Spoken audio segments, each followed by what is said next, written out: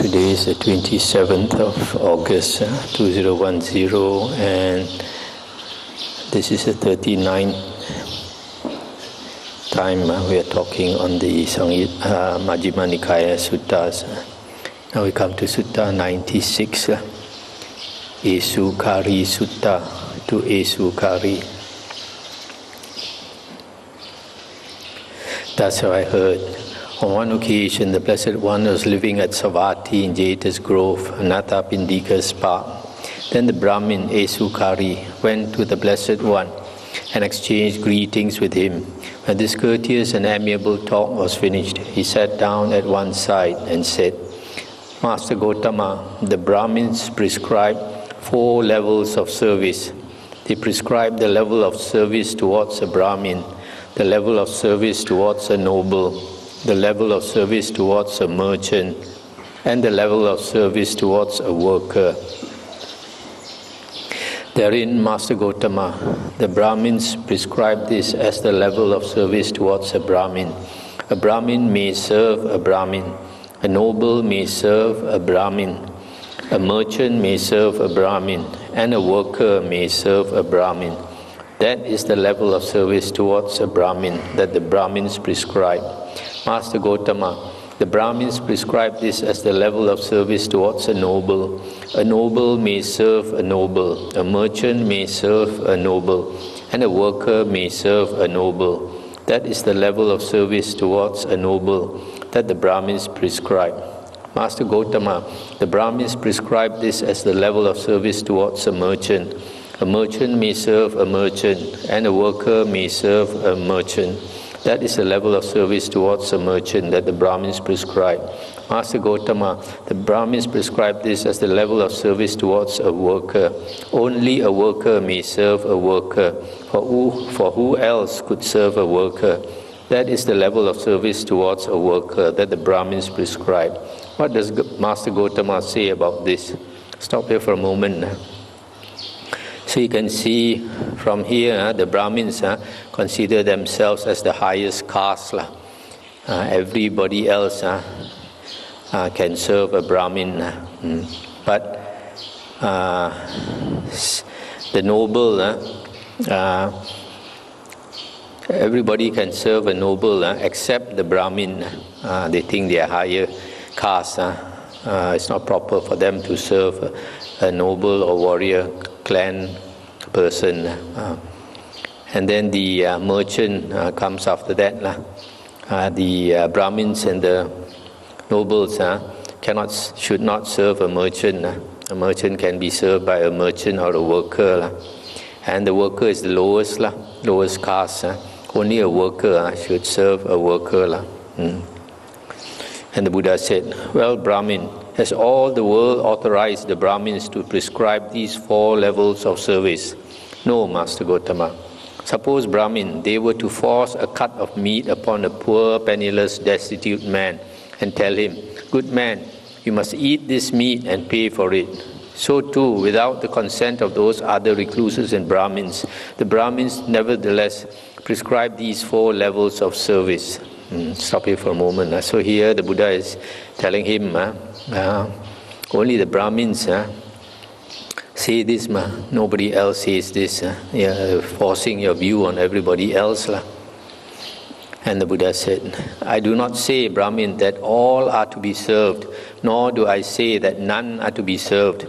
For if, when serving someone, one becomes worse and not better because of that service, then I say that he should not be served. And if, when serving someone, one becomes better and not worse because of that service, then I say that he should be served. If they were to ask a noble thus, which of these should you serve? One in whose service you become worse and not better when serving him, or one in whose service you become better and not worse when serving him? Answering rightly, a noble would answer thus, I should not serve the one in whose service I become worse and not better when serving him. I should serve the one in whose service I become better and not worse when serving him. Similarly, if they were to ask a Brahmin, a merchant, a worker, answering rightly, They would answer thus: I should not serve the one in whose service I become worse and not better when serving him. I should serve the one in whose service I become better and not worse when serving him. I'll stop here for a moment. So, to give an example, for example, if they were to serve somebody who does not give them any salary, then they become worse for it. But if they serve somebody who gives them a big fat salary, then they become better for it. Then they should serve the one who gives them a good salary. That's in the worldly sense. I do not say, Brahmin, that one is better because one is from an aristocratic family. Nor do I say that one is worse because one is from an aristocratic family. I do not say that one is better because one is of great beauty. Nor do I say that one is worse because one is of great beauty. I do not say that one is better because one is of great wealth. Nor do I say that one is worse because one is of great wealth. For here, Brahmin, one from an aristocratic family may kill living beings, take what is not given, misconduct himself in sensual pleasures, speak falsely, speak maliciously, speak harshly, gossip, be covetous, have a mind of ill will, and hold wrong view. Therefore, I do not say that one is better because one is from an aristocratic family, but also, Brahmin, one from an aristocratic family may abstain from killing living beings, from taking what is not given, from misconduct in sensual pleasures, from false speech, from malicious speech, from harsh speech, and from gossip. And he may be uncovetous, have a mind without ill will, and hold right view. Therefore, I do not say that one is worse because one is from an aristocratic family. Here, Brahmin, one of great beauty or one of great wealth may kill living beings, take what is not given, misconduct himself in sensual pleasures, etc. Therefore, I do not say that one is better because one is of great beauty or of great wealth. But also, Brahmin, one of great beauty or of great wealth may abstain from killing living beings, abstain from taking what is not given, abstain from misconduct in sensual pleasures, etc. Therefore, I do not say that one is worse because one is of great beauty or of great wealth. Stop here for a moment. So here, the Buddha is trying to say, it is not because one is from a noble family or one is of great beauty or one is of great wealth that one is better for it. It is one's actions. If one conducts oneself rightly by doing wholesome karma, the 10 wholesome karmas, then one is better for it. But if one misconducts oneself by doing wrong actions, then one is worse for it. I do not say, Brahmin, that all are to be served, nor do I say that none are to be served. For if, when serving someone, one's faith, virtue, learning, generosity, and wisdom increase in his service, then I say that he should be served. Stop here for a moment. You see these 5 things: faith, virtue, learning, generosity, and wisdom.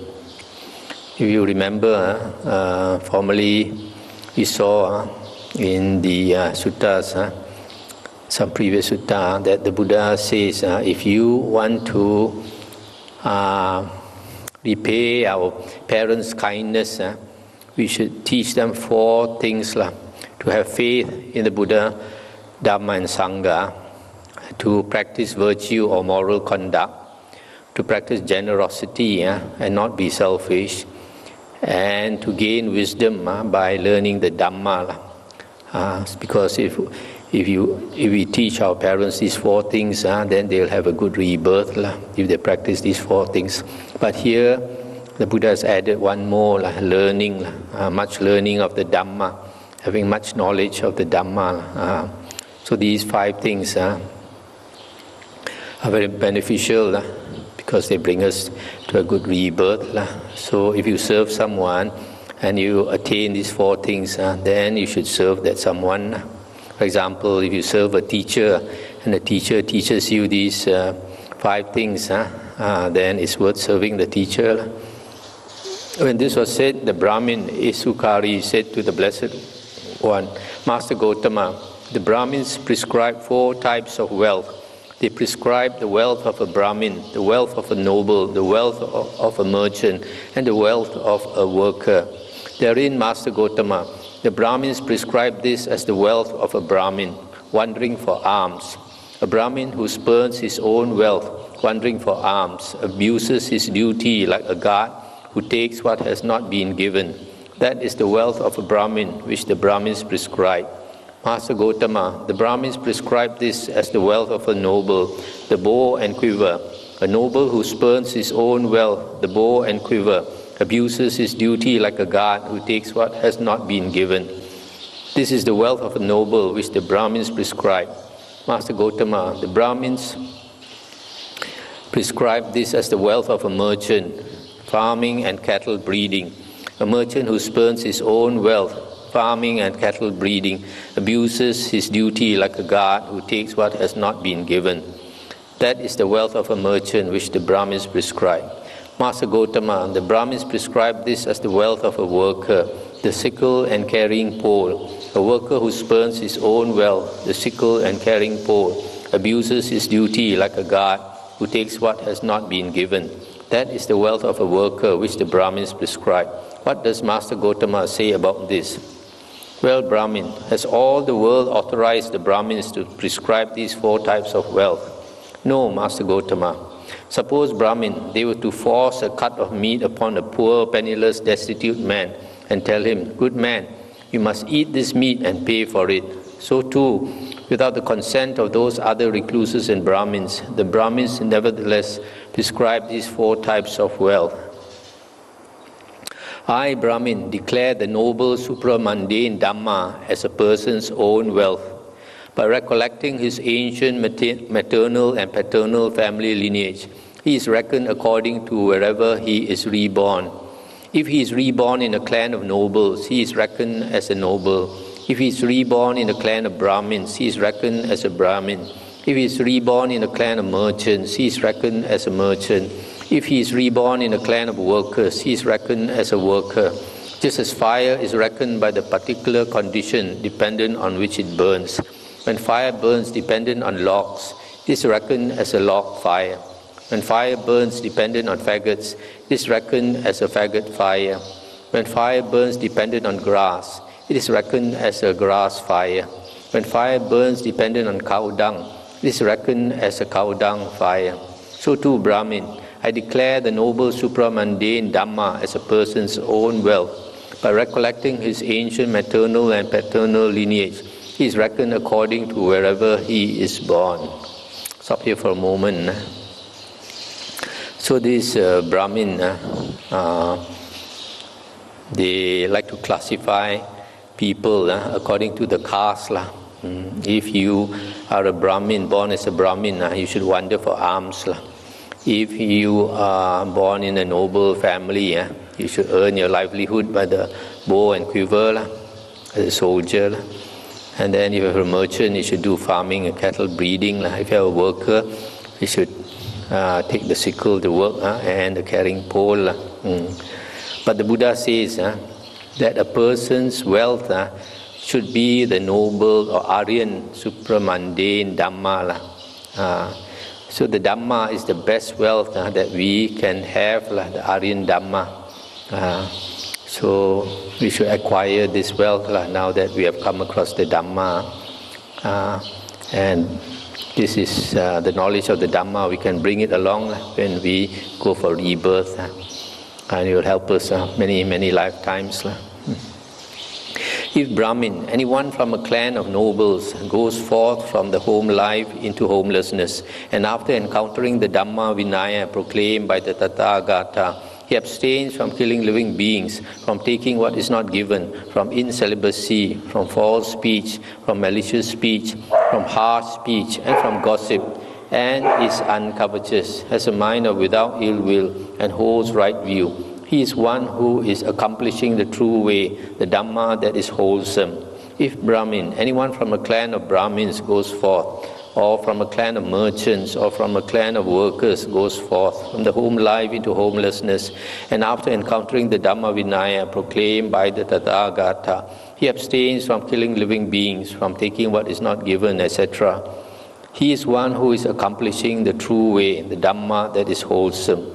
What do you think, Brahmin? Is only a Brahmin capable of developing a mind of loving kindness towards a certain region without hostility and without ill will, and not a noble or a merchant or a worker? No, Master Gotama. Whether it be a noble or Brahmin or a merchant or a worker, those of all four castes are capable of developing a mind of loving kindness towards a certain region without hostility and without ill will. So too, Brahmin, if anyone from a clan of nobles goes forth, or from a clan of Brahmins or merchants or workers, and after encountering the Dhamma Vinaya, abstains from killing, from taking what is not given, etc., he is one who is accomplishing the true way, the Dhamma that is wholesome. I'll stop here for a moment. So here, the Buddha says, it doesn't matter what caste the person is from, if he renounces and practices the holy life, then he is practicing the true way, the Dhamma that is wholesome. And then the Buddha asked this Brahmin, is only a Brahmin capable of meditating on metta, loving kindness, and radiating loving kindness? But so he says, no, any person from any caste can meditate and radiate metta. So the Buddha says, in the same way, anybody from any clan can practice the holy life. What do you think, Brahmin? Is only a Brahmin capable of taking a loofah and bath powder, going to the river and washing off dust and dirt, and not a noble or a merchant or a worker? No, Master Gotama. Whether it be a noble, a Brahmin or merchant or worker, those of all four castes are capable of taking a loofah and bath powder, going to the river and washing off dust and dirt. So too, Brahmin, if anyone from the clan of nobles goes forth, or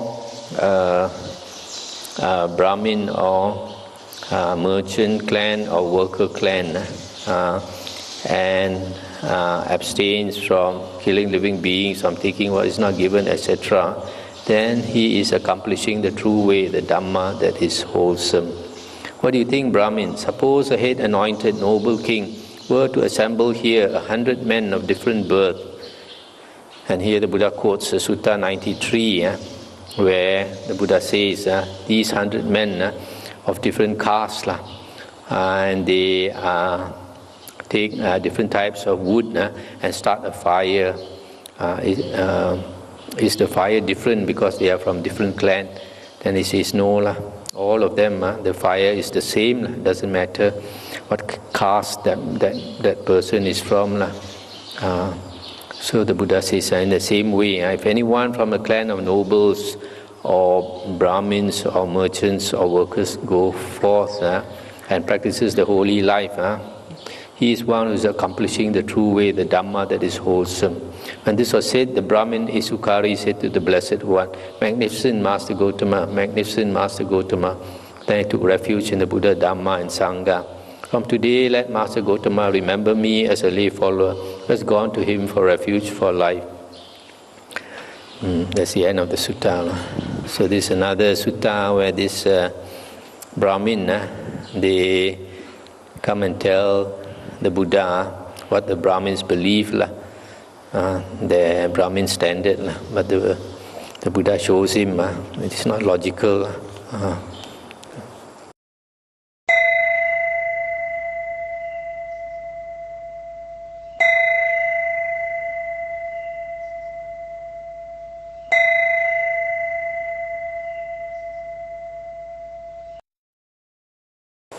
Okay, we come to the next sutta, 97, Dhananjani Sutta. This sutta is quite interesting.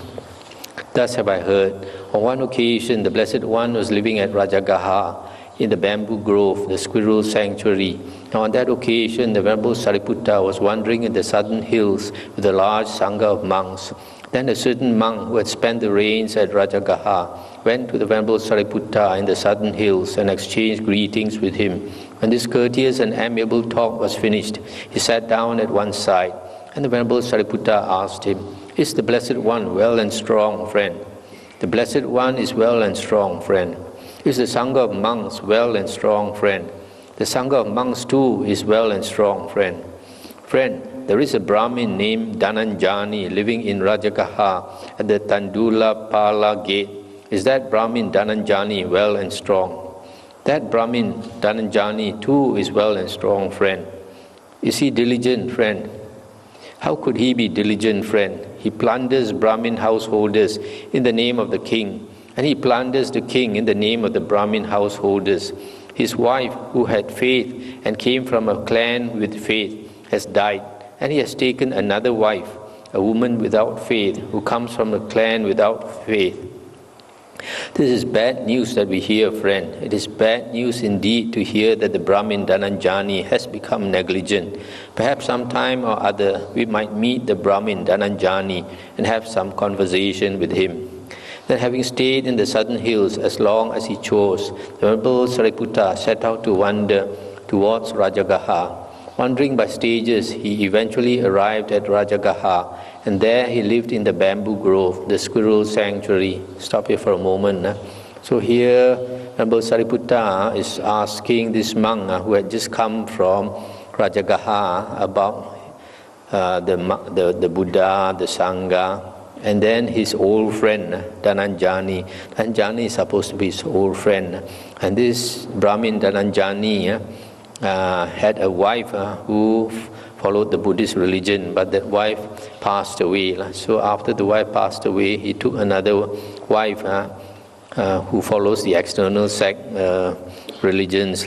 And because the wife followed the external sect religion, he also probably came to follow the wife's religion and was not keeping the precepts. So the Venerable Sariputta was disappointed to hear that this monk says he plunders Brahmins in the name of the king, and he plunders the king in the name of the Brahmins. Then when it was morning, the Venerable Sariputta dressed and taking his bowl and outer robe, went into Rajagaha for alms. Now at that time, the Brahmin Dhananjani was having his cows milked in a cow shed outside the city. So when the Venerable Sariputta had wandered for alms in Rajagaha and had returned from his alms round, after his meal, he went to the Brahmin Dhananjani. The Brahmin Dhananjani saw the Venerable Sariputta coming in the distance, and he went to him and said, "Drink some of this fresh milk, Master Sariputta, until it is time for the meal." "Enough, Brahmin, I have finished my meal for today. I shall be at the root of that tree for the day's abiding. You may come there." "Yes, sir," he replied. Stop here for a moment. This part is quite interesting. I think a lot of people don't notice it. This Dhananjani, being an old friend of Venerable Sariputta and formerly being a follower of the Buddha, he should know, be quite aware of the monks' rules about the monks eating one meal a day. During the Buddha's times, the monks were eating one meal a day. And so you notice here, he wants to offer the main meal to Venerable Sariputta, but he's offering Venerable Sariputta some fresh milk before the meal. This is very interesting because the Buddha's disciples, they don't take food except at the main meal. So here it would appear like fresh milk is not considered food in that sense. In the monks' Vinaya, soft food is to be taken only once. But later, of course, the Buddha relaxed and said that after taking that meal, if there's some left over, they can take it again as long as it's not past noon. So here, milk is not considered normal food because nowadays there's a lot of fuss about milk that monks cannot drink milk in the evening. But other products of milk are allowed, for example, butter, cheese, ghee. Cheese is in the Thai tradition, and then ghee is allowed. So it's very strange that milk is not allowed. From here, and also from another incident in the Vinaya, it would appear that perhaps during the Buddha's time, the monks did take milk in the evening, because in the Vinaya books, there is, it is mentioned, there was this rich man, Mandaka. The Buddha came to a certain part of the country and was wandering with a large sangha of monks. And because of the Buddha's reputation, and the Buddha ate one meal a day, all the days for the Buddha's lunch dana were already booked by people. Many people have already made appointments to provide food for the Buddha. So this rich man, Mandaka, he did not get a chance to offer food to the Buddha and the Sangha. So what he did was, since there were 1,250 arahants, he called his workers, being a rich man, to get 1,250 milk cows and follow the Buddha. So the fact that he took these cows to follow the Buddha and the Sangha shows that probably he wants to provide milk the whole day and night. So perhaps during the Buddha's time they did take milk. Also this is another case where they are offering milk before the main meal. Okay, that's just a point I wanted to make. And then after he had eaten his morning meal, the Brahmin Dhananjani went to the Venerable Sariputta and exchanged greetings with him. When this courteous and amiable talk was finished, he sat down at one side, and the Venerable Sariputta asked him, "Are you diligent, Dhananjani?" And he said, "How can we be diligent, Master Sariputta, when we have to support our parents, our wife and children, and our slaves, servants and workers, when we have to do our duty towards our friends and companions, towards our kinsmen and relatives, towards our guests, towards our departed ancestors, towards the deities, and towards the king, and when this body must also be refreshed and nourished?" Let's stop here for a moment. So here, Venerable Sariputta is asking him whether he is diligent in the Dhamma, probably meaning that whether he is practicing dana, sila, learning the Dhamma, and memorizing the Dhamma, and all that. So he said, how can he be diligent in the Dhamma when he has to support so many people? This typical excuse that some people give. They have to do all kinds of duty. There you see what Venerable Sariputta says. What do you think, Dhananjani? Suppose someone here were to behave contrary to the Dhamma, to behave unrighteously for the sake of his parents, and then because of such behavior, the wardens of hell were to drag him off to hell. Would he be able to free himself by pleading thus, "It was for the sake of my parents that I behaved contrary to the Dhamma, that I behaved unrighteously, so let not the wardens of hell drag me off to hell"? Or would his parents be able to free him by pleading thus, "It was for our sake that he behaved contrary to the Dhamma, that he behaved unrighteously, so let not the wardens of hell drag him off to hell"? No, Master Sariputta, even while he was crying out, the wardens of hell would fling him into hell. What do you think, Dhananjani? Suppose someone here were to behave contrary to the Dhamma, to behave unrighteously for the sake of his wife and children, or for the sake of his slaves, servants and workers, or for the sake of his friends and companions, or for the sake of his kinsmen and relatives, or for the sake of his guests, or for the sake of his departed ancestors, or for the sake of deities, or for the sake of the king, or for the sake of refreshing and nourishing his body, and because of such behavior the wardens of hell were to drag him off to hell? Would he be able to free himself by pleading thus, "It was for the sake of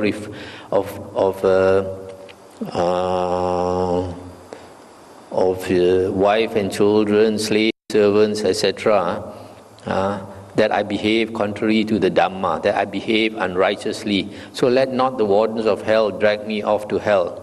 Or would others be able to free him by pleading thus, "It was for the sake of refreshing it was for the sake of his relatives and friends, etc., that he behaved contrary to the Dhamma, that he behaved unrighteously, so let not the wardens of hell drag him off to hell"?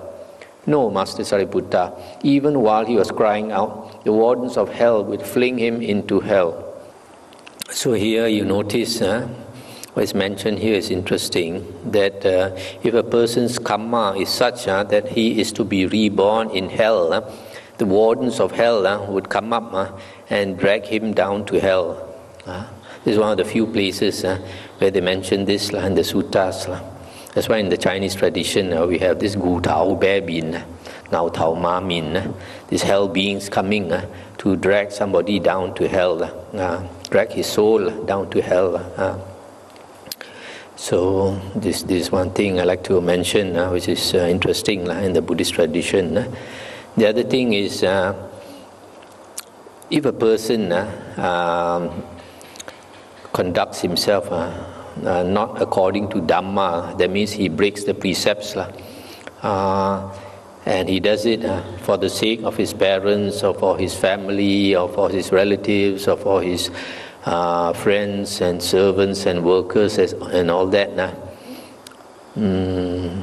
This King Yama in hell is not going to excuse him. He will still be dragged down to hell. So we cannot give the excuse that we have to work and earn a livelihood for our relatives, that we cannot practice the precepts. What do you think, Dhananjani? Who is the better? One who for the sake of his parents behaves contrary to the Dhamma, behaves unrighteously, or one who for the sake of his parents behaves according to the Dhamma, behaves righteously? Master Sariputta, the one who for the sake of his parents behaves contrary to the Dhamma, behaves unrighteously, is not the better. The one who for the sake of his parents behaves according to the Dhamma, behaves righteously, is the better. Stop here for a moment. So, for the sake of your parents, a person should behave according to the Dhamma. When a person behaves according to the Dhamma, he is the one who benefits, and also his parents also will benefit. But if he behaves contrary to the Dhamma, then he will have to suffer for it, and his parents also are not going to benefit from it.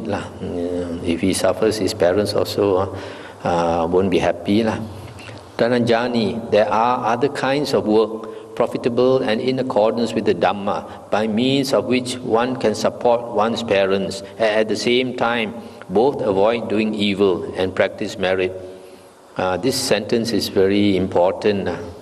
Sometimes some people do certain types of livelihood, and they give some excuse, like rearing pigs to support the family, and to sell the pigs or chicken, fowl to be slaughtered. This is one of the trades or business that the Buddha says a lay person should not do.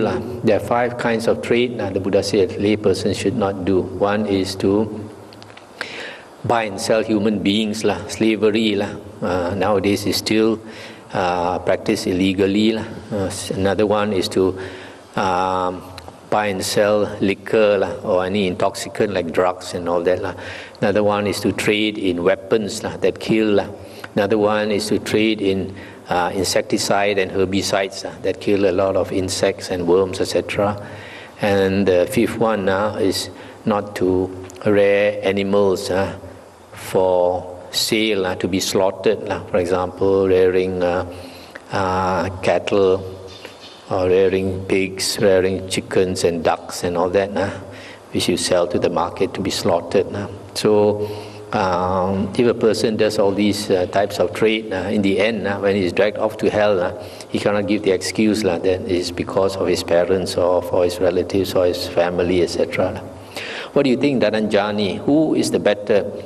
One who for the sake of his wife and children, for the sake of his slaves, servants and workers, or for the sake of his friends and companions, or for the sake of his kinsmen and relatives, or for the sake of his guests, or for the sake of his departed ancestors, or for the sake of deities, or for the sake of the king, or for the sake of refreshing and nourishing his body, behaves contrary to the Dhamma, behaves unrighteously, or one who for the for the sake of all his relatives, etc., and himself, behaves according to the Dhamma, behaves righteously. Master Sariputta, the one who, for the sake of his relatives and friends, etc., behaves contrary to the Dhamma, behaves unrighteously, is not the better.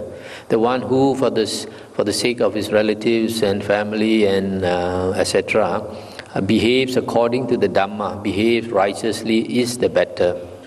Dhananjani, there are other kinds of work, profitable and in accordance with the Dhamma, by means of which one can refresh and nourish this body, and at the same time both avoid doing evil and practice merit. This sentence is very important because not only reading in all these things, but a lot of work sometimes people do is not good for them, but they think it's necessary. It's not like here Venerable Sariputta says it's not really necessary because there are so many other types of work which is profitable and in accordance with the Dhamma. But the problem is sometimes some people they want to find the easy way. If you just I can give you some simple example. For example, if a woman prostitutes herself just because she can, it's easy work and can get a lot of money, in the end she's going to suffer for it. Or if a person sells drugs or any of these illegal professions, they make big money and it's easy to make big money. But at the end of their life, which is so short, they will have to suffer for it. Then the Brahmin Dhananjani, having delighted and rejoiced in the Venerable Sariputta's words, rose from his seat and departed. On a later occasion, the Brahmin Dhananjani became afflicted, suffering and gravely ill. Then he told a man, "Come, good man, go to the Blessed One, pay homage in my name with your head at his feet and say, Venerable Sir, the Brahmin Dhananjani is afflicted, suffering and gravely ill. He pays homage with his head at the Blessed One's feet. Then go to the Venerable Sariputta, pay homage in my name with your head at his feet and say, Venerable Sir, the Brahmin Dhananjani is afflicted, suffering and gravely ill. He pays homage with his head at the Venerable Sariputta's feet. Then say thus, it would be good, Venerable Sir, if the Venerable Sariputta would come to the house of the Brahmin Dhananjani out of compassion." Stop here for a moment. So you see, after a short while, even if it's a few years, it's still a short while, this person suddenly is on the deathbed already. "Yes, Venerable Sir," the man replied. And he went to the Blessed One, and after paying homage to the Blessed One, he sat down at one side and delivered his message. Then he went to the Venerable Sariputta, and after paying homage to the Venerable Sariputta, he delivered his message, saying, "It would be good, Venerable Sir, if the Venerable Sariputta would come to the residence of the Brahmin Dhananjani out of compassion." The Venerable Sariputta consented in silence. Then the Venerable Sariputta dressed, and taking his bowl and outer robe, he went to the residence of the Brahmin Dhananjani, sat down on a seat made ready, and said to the Brahmin Dhananjani, "I hope you are getting well, Brahmin. I hope you are comfortable. I hope your painful feelings are subsiding and not increasing, and that their subsiding, not their increase, is apparent." And Dhananjani said, "Master Sariputta, I am not getting well. I am not comfortable. My painful feelings are increasing, not subsiding. Their increase and not their subsiding is apparent. Just as if a strong man was splitting my head open with a sharp sword, so too violent winds cut through my head. I am not getting well. Just as if a strong man were tightening a tough leather strap around my head as a headband, so too there are violent pains in my head. I am not getting well. Just as if a skilled butcher or his apprentice were to carve up an ox's belly with a sharp butcher's knife, so too violent winds are carving up my belly. I am not getting well. Just as if two strong men were to seize a weaker man by both arms and roast him over a pit of hot coals, so too there is a violent burning in my body.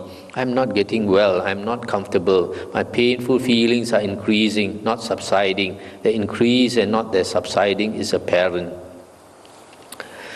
A lot of people in life are like that. They don't expect that death will come so soon. And suddenly, when at the end of life, experiencing all these uncomfortable feelings, and then they become scared because they don't have enough good karma. They have a lot of bad karma. What do you think, Dhananjani? Which is better, hell or the animal realm? The animal realm, Master Sariputta. Which is better, the animal realm or the realm of ghosts? The realm of ghosts, Master Gotama, Master Sariputta. Which is better, the realm of ghosts or the realm of human beings? Human beings, Master Sariputta. Which is better, human beings or the gods of the heaven of the four great kings? The gods of the heaven of the four great kings, Master Sariputta. Which is better, the gods of the heaven of the four great kings or the gods of the heaven of the 33? The gods of the heaven of the 33, Master Sariputta. Which is better, the gods of the heaven of the 33 or the Yama gods? The Yama gods, Master Sariputta. Which is better, the Yama gods or the gods of the Tusita heaven? The gods of the Tusita heaven, Master Sariputta. Which is better, the gods of the Tusita heaven or the gods who delight in creating? The gods who delight in creating, Master Sariputta. Which is better, the gods who delight in creating or the gods who wield power over others' creations? The gods who wield power over others' creations, Master Sariputta. What do you think, Dhananjani? Which is better, the gods who wield power over others' creations or the Brahma world? Master Sariputta said the Brahma world. Master Sariputta said the Brahma world. Then the Venerable Sariputta thought, these Brahmins are devoted to the Brahma world. Suppose I show the Brahmin Dhananjani the path to the company of Brahma.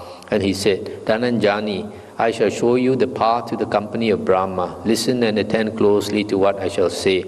Yes, sir, he replied. The Venerable Sariputta said, what is the path to the company of Brahma? Here, Dhananjani, a monk abides pervading 1/4 with a mind imbued with loving kindness, metta. Likewise the second, likewise the third, likewise the 4th quarter. So above, below, around and everywhere, and to all as to himself, he abides pervading the all-encompassing world with a mind imbued with loving kindness, abundant, exalted, immeasurable, without hostility and without ill will. This is the path to the company of Brahma. Again, Dhananjani, a monk abides pervading 1/4 with a mind imbued with compassion, with joy, with a mind imbued with equanimity. Likewise the second, likewise the third, likewise the 4th quarter. So above, below, around and everywhere, and to all as to himself, he abides pervading the all-encompassing world with a mind imbued with equanimity, abundant, exalted, immeasurable, without hostility and without ill will. This too is the path to the company of Brahma. Then Master Sariputta, pay homage in my name with your head at the Blessed One's feet and say, Venerable Sir, the Brahmin Dhananjani is afflicted, suffering and gravely ill. He pays homage with his head at the Blessed One's feet. Then the Venerable Sariputta, having established the Brahmin Dhananjani in the inferior Brahma world, rose from his seat and departed, while there was still more to be done. Soon after the Venerable Sariputta had left, the Brahmin Dhananjani died and reappeared in the Brahma world. Then the Blessed One addressed the monks thus, Monks, Sariputta, having established the Brahmin Dhananjani in the inferior Brahma world, rose from his seat and departed, while there was still more to be done. Then the Venerable Sariputta went to the Blessed One, and after paying homage to him, he sat down at one side and said, Venerable Sir, the Brahmin Dhananjani is afflicted, suffering and gravely ill. He pays homage with his head at the Blessed One's feet. Sariputta, having established the Brahmin Dhananjani in the inferior Brahma world, why did you rise from your seat and leave while there was still more to be done? Venerable Sir, I thought thus, these Brahmins are devoted to the Brahma world. Suppose I show the Brahmin Dhananjani the path to the company of Brahma. Sariputta, the Brahmin Dhananjani has died and has reappeared in the Brahma world. That's the end of the sutta. So you can see from here that probably the earlier part, after Venerable Sariputta came to advise this Dhananjani to practice in accordance with the Dhamma, he must have listened to Venerable Sariputta's words. And also he probably had meditated. So this last moment when Venerable Sariputta told him to practice this radiation of loving kindness and compassion, joy and equanimity, he did, and he was able to do it. So that's why he was reborn in the Brahma world. But what did the Buddha mean by saying that there was still more to be done? Instead of just helping this Dhananjani to be reborn in the Brahma world, probably Venerable Sariputta should have taught him the Dhamma. If he had taught him the Dhamma and he understood the Dhamma, then he would have attained stream entry. If he had attained stream entry, become an Arya, then he will never be reborn in the woeful plains. Probably that's what the Buddha meant. But he was reborn in the Brahma world. If he's not Arya, there's a possibility later that he will come down and even be reborn in the woeful plains. Whereas if a person becomes an Arya, then you are secure, you'll never be reborn in the woeful plains. And also the number of lifetimes you have left is limited. You enter Nibbana soon. So this sutta is interesting for a lot of lay people. Don't give the excuse that because of the family, because of having to look after the parents and all that, that you cannot keep the precepts. You have to keep the precepts. You cannot give any excuse if you don't keep the precepts. Because in the end, we will have to pay for our unwholesome karma with much suffering. And this suffering is not a short time. If you are born in the woeful plains, it's a very, very long time of suffering. Even the lowest, even you are born as a ghost, you'll be there and suffer terribly, because every night it's a torture. Every night is a torture for ghosts, going out, looking for food, nothing to eat except all the corpses and all the undesirable things.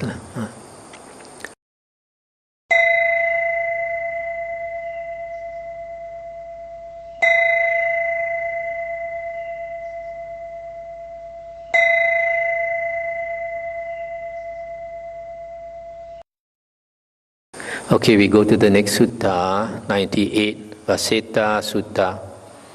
To Vasettha. Thus have I heard, on one occasion the Blessed One was living at Icha Nangala, in the wood near Icha Nangala. Now on that occasion a number of well-known, well-to-do Brahmins were staying at Icha Nangala, that is, the Brahmin Chanki, the Brahmin Taruka, the Brahmin Pokarasati, the Brahmin Janusoni, the Brahmin Todeya, and other well-known, well-to-do Brahmins.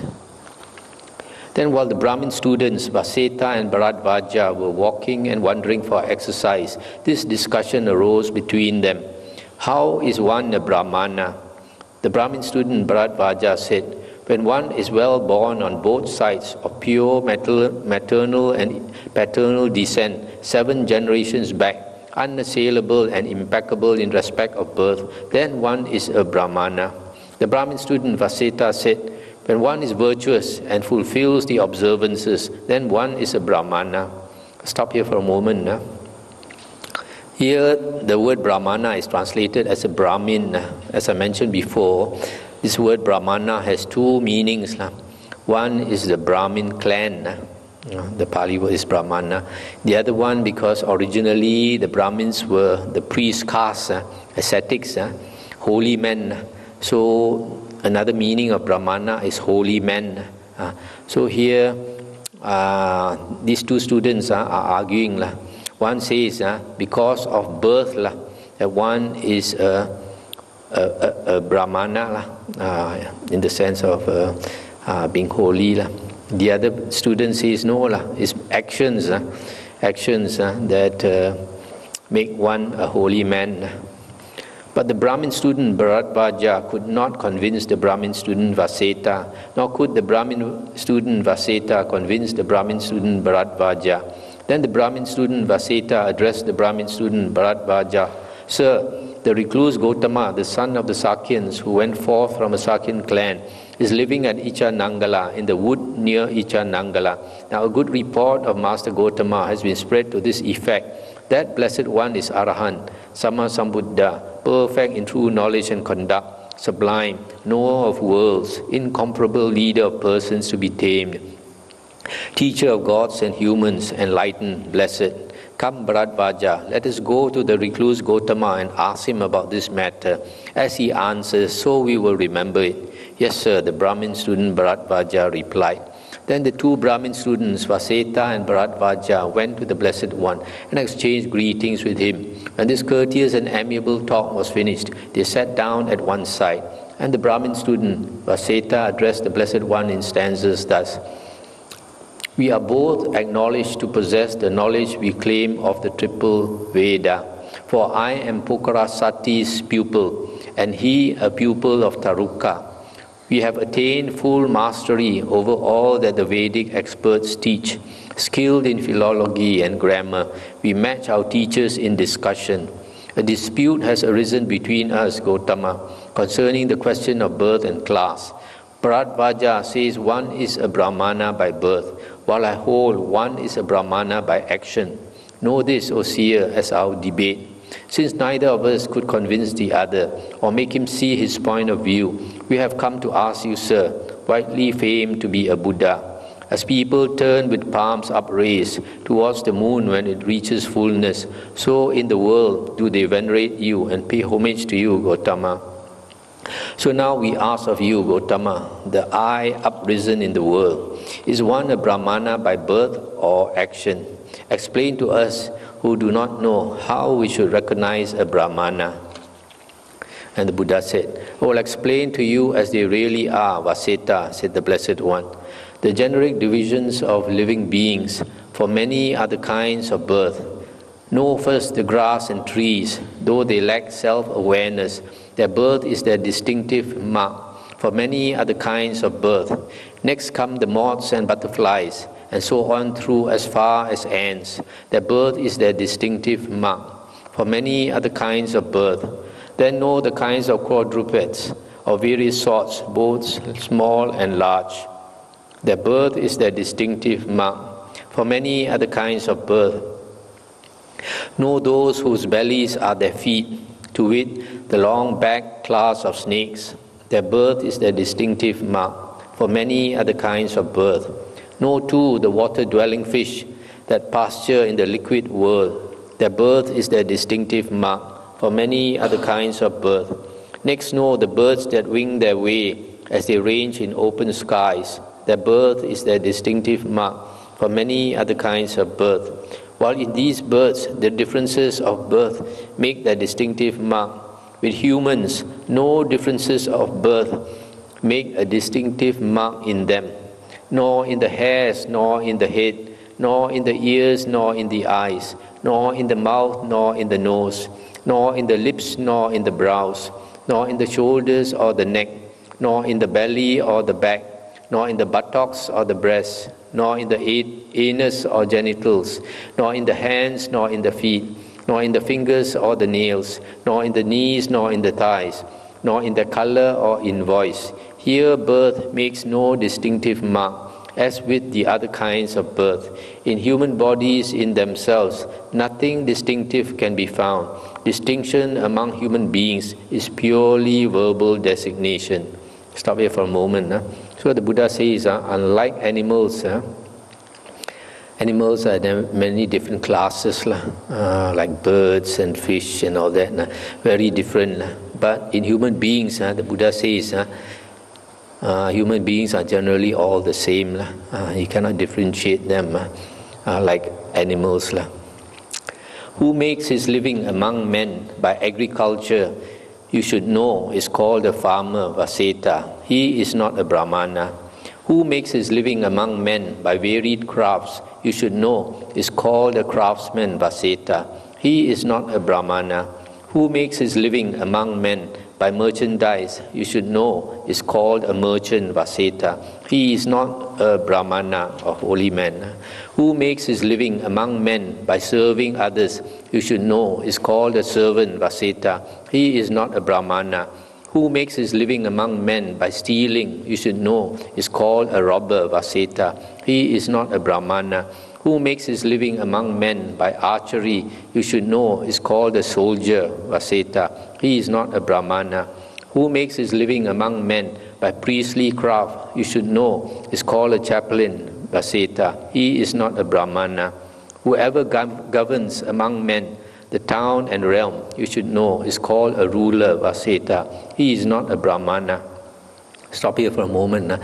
So you see, those who make their living by the priestly craft, just because they wear the robe or look like a priest, they are not a holy man. Here the Buddha calls them a chaplain. So it is inside that determines, not the outside. I call him not a Brahmana because of his origin and lineage. If impediments still lurk in him, he is just one who says, sir, who is unimpeded and clings no more. He is the one I call a Brahmana. Who has cut off all fetters and is no more by anguish shaken. Who has overcome all ties, detached. He is the one I call a Brahmana. Who has cut each strap and thong, the reins and bridle band as well. Whose shaft is lifted, the awakened one. He is the one I call a Brahmana. Who endures without a trace of hate, abuse, violence and bondage too, with strength of patience well arrayed. He is the one I call a Brahmana. Who does not flare up with anger, dutiful, virtuous and humble, subdued, bearing his final body. He is the one I call a Brahmana. Stop here for a moment. So here you see, a holy man, if you abuse him, you are violent towards him, he endures it without hatred, does not flare up with anger, humble. Who, like the rain on lotus leaves or mustard seed on the point of an awl, clings not at all to sensual pleasures. He is the one I call a Brahmana. Who knows right here within himself the destruction of all suffering, with burden lowered and detached. He is the one I call a Brahmana. Who with deep understanding, wise, can tell the path from the not path, and has attained the goal supreme. He is the one I call a Brahmana. Aloof alike from householders and those gone into homelessness, who wanders without home or wish. He is the one I call a Brahmana. Stop here for a moment. That means he's aloof from householders and also aloof from other monks. Who has laid aside the rod against all beings, frail or bold, who does not kill or have them killed. He is the one I call a Brahmana. Who is unopposed among opponents, peaceful among those given to violence. Who does not cling among those who cling. He is the one I call a Brahmana. Who has dropped all lust and hate, dropped conceit and contempt, like mustard seed on the point of an awl. He is the one I call a Brahmana. Who utters speech free from harshness, full of meaning, ever truthful, which does not damage anyone. He is the one I call a Brahmana. Who in the world will never take what is not given, long or short, small or big, or fair or foul. He is the one I call a Brahmana. Who has no more inner yearnings regarding this world and the next, who lives unyearning and detached. He is the one I call a Brahmana. Who has no more indulgences, no more perplexity, since he knows, through having reached the deathless sphere. He is the one I call a Brahmana. Who, by transcending all ties here, about both merit and evil deeds, is sorrowless, stainless and pure. He is the one I call a Brahmana. Who, pure as the spotless moon, is clear and limpid, and in whom delight and being have been destroyed. He is the one I call a Brahmana. Who has passed beyond the swamp, the mire, samsara, all delusion, who has crossed to the further shore and meditates within the jhanas, is unperturbed and unperplexed, attain nibbana through no clinging. He is the one I call a Brahmana. Stop here for a moment. So here you see, meditates within the jhanas. Every time in the suttas, when the Buddha talks about meditation, it is always to do with the jhanas. not vipassana meditation, which was created later. Who has abandoned sensual pleasures and wanders here in homelessness, with sense desires and being destroyed? He is the one I call a Brahmana. Who has abandoned craving too, and wanders here in homelessness, with craving and being both destroyed? He is the one I call a Brahmana. Who leaves behind all human bonds, and has cast off the bonds of heaven, detached from all bonds everywhere? He is the one I call a Brahmana. Who leaves behind delight and discontent, who is cool and without attachment, the hero who has transcended the whole world? He is the one I call a Brahmana. Who knows how beings pass away to reappear in many a mode, unclutching, he, sublime, awake. He is the one I call a Brahmana. Whose destination is unknown to gods, to spirits, and to men, an Arahant with taints destroyed. He is the one I call a Brahmana. Who has no impediments at all, before, behind, or in the middle, who is unimpeded and clings no more. He is the one I call a Brahmana. The herd's leader, perfected hero, the great seer whose victory is won, unperturbed, cleansed, awakened. He is the one I call a Brahmana. Who knows his manifold past lives and sees the heavens and states of woe, who has reached the destruction of birth. He is the one I call a Brahmana. For name and clan are assigned as mere designations in the world, originating in conventions. They are assigned here and there. For those who do not know this fact, wrong views have long underlain their hearts. Not knowing, they declare to us, one is a Brahmana by birth. One is not a Brahmana by birth, nor by birth a non-Brahmana. By action, one is a Brahmana. By action, one is a non-Brahmana. For men are farmers by the axe, and by the axe are craftsmen too. And men are merchants by the axe, and by the axe are servants too. And men are robbers by the axe, and by the axe are soldiers too. And men are chaplains by the axe, and by the axe are rulers too. So that is how the truly wise see action as it really is. Seers of dependent origination, skilled in action and its results. Action makes the world go round. Action makes this generation turn. Living beings are bound by action, like the chariot wheel by the pin. Asceticism, the holy life, self-control and inner training. By this one becomes a Brahmana. In this supreme Brahmanahood lies. One possessing the triple knowledge, peaceful, with being all destroyed. Know him thus, O Vasettha, as Brahma and Sakha for those who understand. When this was said, the Brahmin students, Vasettha and Bharadvaja, said to the Blessed One, Magnificent Master Gotama, magnificent Master Gotama. And they took refuge in the Buddha, Dhamma and Sangha. From today, let Master Gotama remember us as lay followers who have gone to him for refuge for life. It's the end of the sutta. So here, another two Brahmins were converted by the Buddha. We end here. Anything to discuss?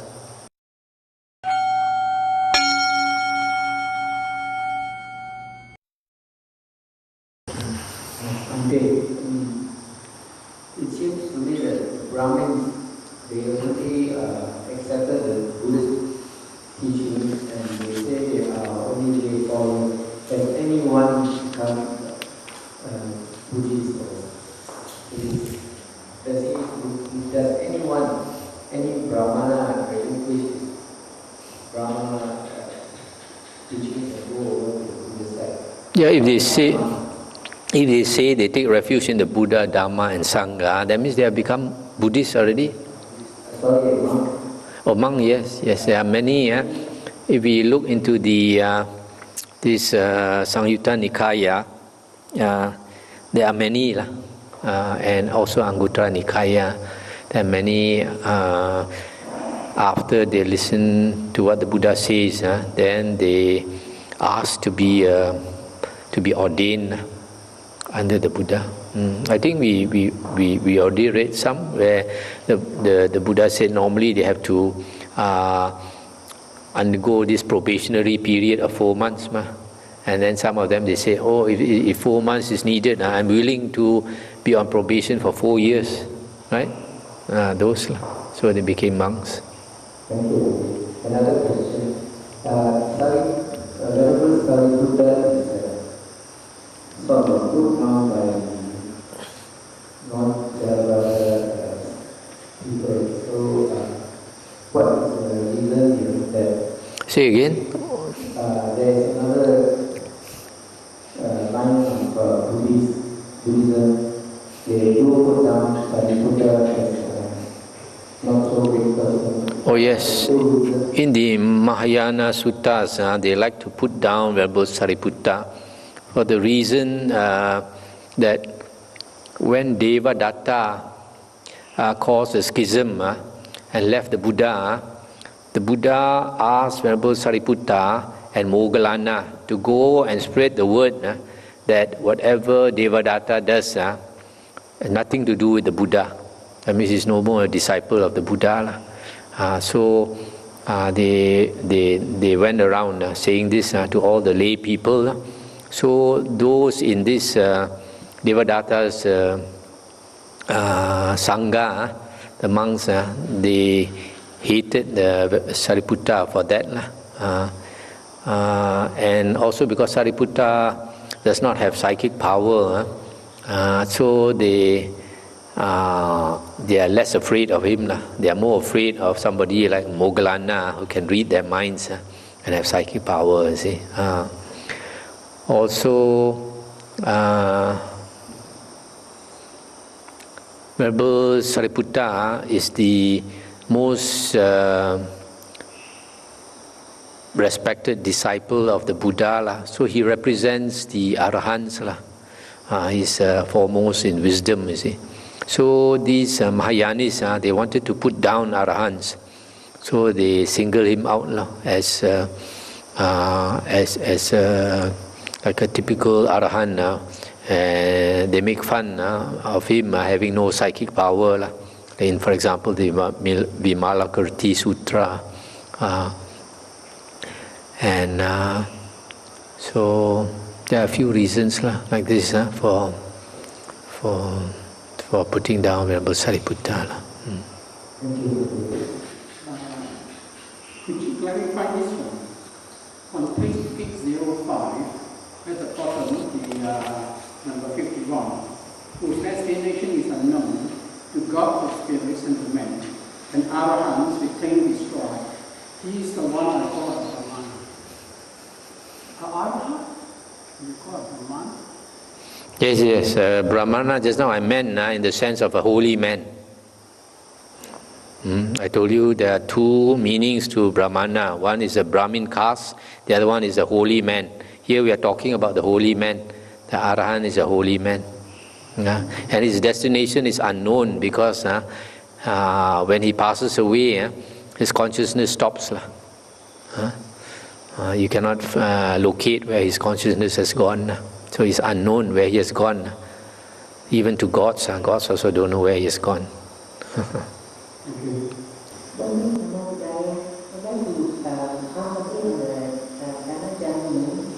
So you knew that he was not following his precepts, and after he was